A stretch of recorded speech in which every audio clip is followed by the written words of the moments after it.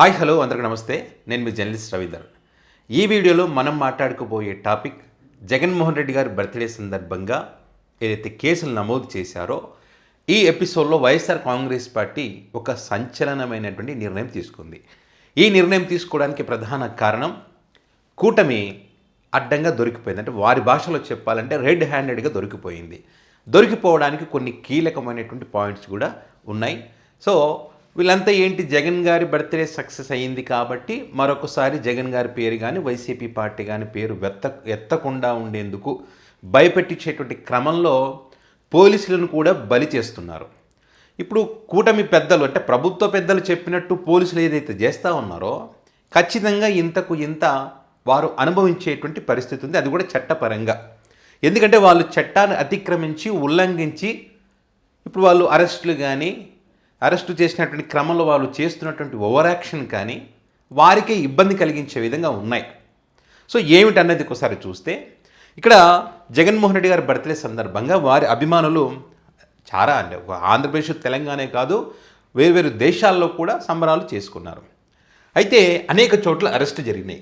For example Anantapuram district బ్రహ్మసముద్రంలో జగన్ గారి birthday సందర్భంగా పోటీలను బలిచ్చారట. బలిచ్చిన తర్వాత మరి ఇది చట్టరీత్యా నేరం కాబట్టి మరి వారిని అరెస్టు చేయాలని చెప్పి ఎవరో కంప్లైంట్ ఇచ్చారట. కంప్లైంట్ ఇస్తే వీళ్ళు కేసు నమోదు చేశారు. ఓకే, బాగుంది. వీళ్ళు అధికారులు ఉన్నారు కాబట్టి అక్కడ భయభ్రాంతులకు గురి చేయకపోయినా కూడా ఎవరికి ఎలాంటి ఇబ్బంది కలిగించకపోయినా కూడా అధికారులు ఉన్నారు కాబట్టి కేసు వాళ్ళు ఎవరో చెప్తే కంప్లైంట్ తీసుకొని అరెస్ట్ చేశారు. ఏం చెప్తారంటే ఇక్కడ ఈ సెక్షన్లో ఇక్కడే దొరికిపోయింది. వాళ్ళు పెట్టినటువంటి సెక్షన్లు చూడండి. 196, 353, 351, 11/1, 25/IB ఇవి వాళ్ళు పెట్టిన సెక్షన్స్. అంటే ఇందులో వాళ్ళు చెప్పేది ఏంటంటే అంటే సమాజంలో విద్వేషాలు రెచ్చగొట్టే విధంగా ప్రజలను భయభ్రాంతులకు గురి చేసే విధంగా బెదిరింపులు, అంటే వీళ్ళు ఏమంటారు రప్ప అని చెప్పి కొడవలు పట్టుకొని ఊరు మొత్తం తిరిగారట వాళ్ళు చెప్పేది. అంటే ఇక్కడ జంతువులను బలి ఇవ్వడం అనేటువంటి కేసు చాలా చిన్నది. అది నేరం అయినప్పటికీ ఇక మీ అందరికీ తెలుసు, ఏ చిన్న ఫంక్షన్ జరిగినా ఏం జరిగినా ఏ సంబరాలైనా ఏదన్నా పోటీలు ఇవన్నీ మనం చూస్తూ ఉంటాం. కానీ జగన్మోహన్ రెడ్డి గారి బర్త్డేకి పోటీలు బలి ఇవ్వడం అనేది తప్పు కూటమి లెక్కలో. ఓకే, కాబట్టి ఈ కేసు ఇది ఒక్కటే పెట్టారనుకోండి, పోటీలను బలి ఇచ్చారని చెప్పారనుకోండి, ఏమైంది? 50 రూపాయల ఫైన్తో పోద్ది. వాస్తవం 50 రూపాయల ఫైన్. మొత్తం రీసెర్చ్ చేశా. 1960 చట్టం ప్రకారము ఒక 50 రూపాయలు ఫైన్ వేసి వదిలేస్తారు. రెండోసారి కనుక తప్పు చేస్తే 100 రూపాయలు ఫైన్ వేస్తారు. ఒక 3 నెలలు జైలు శిక్ష. అంటే అది కూడా పబ్లిక్లో భయభ్రాంతులకు గురి చేసి పోటీలను బలి ఇస్తే కనుక, ఎవరైనా అబ్జెక్షన్ చేస్తే కనుక. ఓకే, మనం ఇప్పుడు నాకు విచిత్రం అనిపించింది. ఎందుకంటే మన రోడ్డు పైన వెళ్తుంటామండి, మటన్ షాపులు చికెన్ షాపులు ఇట్లా ఏలాడదీసి ఉంటారు. నాకు అదే అర్థం కాల.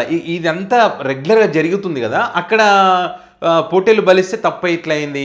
అంతకుముందు కూడా టీడీపీ గెలిచినప్పుడు కానీ, బాలకృష్ణ గారి సినిమాలు రిలీజ్ అయినప్పుడు కానీ డైరెక్ట్గా వేసేసి ఆ తలకాయలన్నీ తీసి అక్కడ దండలు కట్టి బొట్లు పెట్టి వాటికి రక్తాభిషేకాలు చేసి భయభ్రాంతులకు గురి చేసిన సంగతి మర్చిపోయారు వీళ్ళు.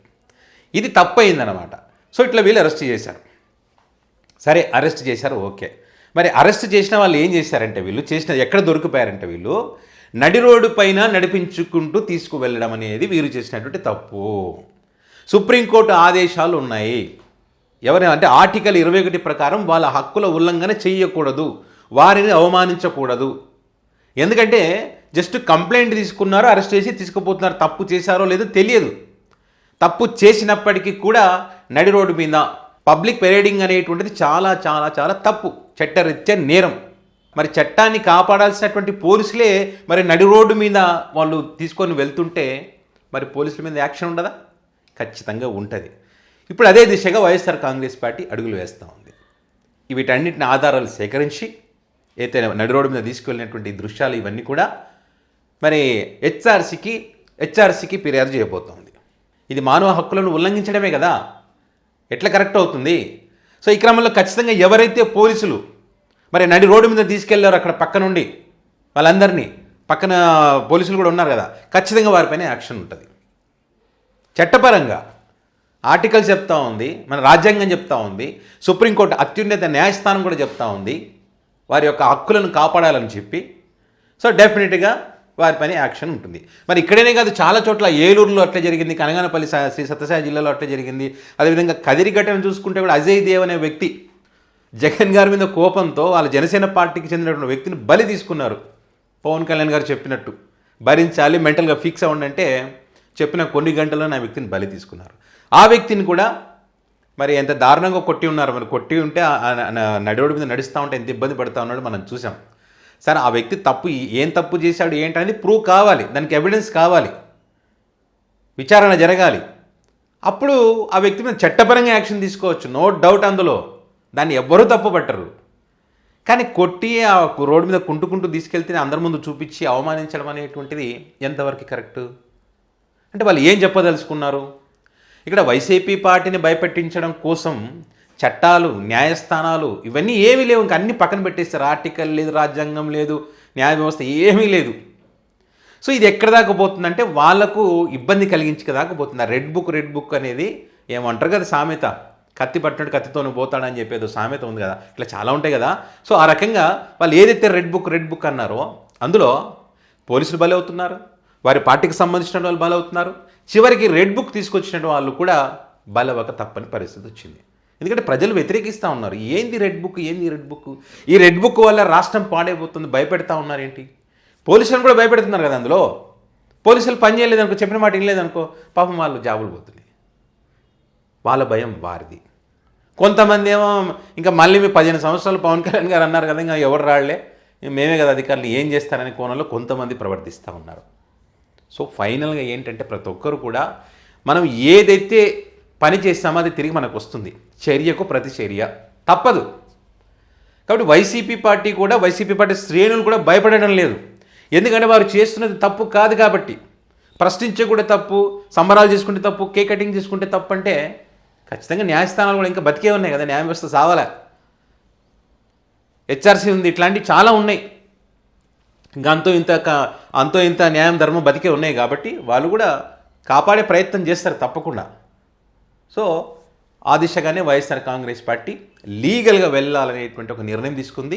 ఇక్కడ జరిగినటువంటి ఆంధ్రప్రదేశ్లో మన బర్త్డే సందర్భంగా జరిగినటువంటి ఈ అరెస్టులు కానీ, ఈ రకంగా నడిరోడ్డు మీద అవమానించడాలు కానీ, వీటన్నిటికి సంబంధించిన డేటా తీసుకువెళ్ళి మరి హెచ్ఆర్సీకి అదే న్యాయస్థానాలను ఆశ్రయించి మరి ఖచ్చితంగా ఎవరైతే తప్పు చేశారో వారిపైన చట్టపరంగా చర్యలు తీసుకునే దానికి వైఎస్ఆర్ కాంగ్రెస్ పార్టీ చాలా సీరియస్గానే, ఎందుకంటే ఖచ్చితంగా అవసరం కూడా, వాళ్ళు లైట్ తీసుకోవట్లే, వాళ్ళు ఏది కూడా ప్రతిదీ సీరియస్గానే తీసుకుంటున్నారు, అది కూడా చట్టపరంగా. సో ఈ రకంగా కూటమి తప్పుల మీద తప్పు చేస్తూ ప్రజల్లో వారి మీద ఉన్న నమ్మకాన్ని కోల్పోతున్నారు అనడానికి ఇవన్నీ ఎగ్జాంపుల్స్. ఒక వ్యక్తి బర్త్డే కూడా సహించలేనటువంటి పరిస్థితుల్లో కూటమి ఏంటంటే ఆ వ్యక్తి వీరిని ఎంత భయపెడుతున్నారు అనడానికి ఇంతకన్నా ఎగ్జాంపుల్స్ ఏం కావాలి? సో ఇది పరిస్థితి. సో మరి చూద్దాం ఏం జరుగుతున్నది.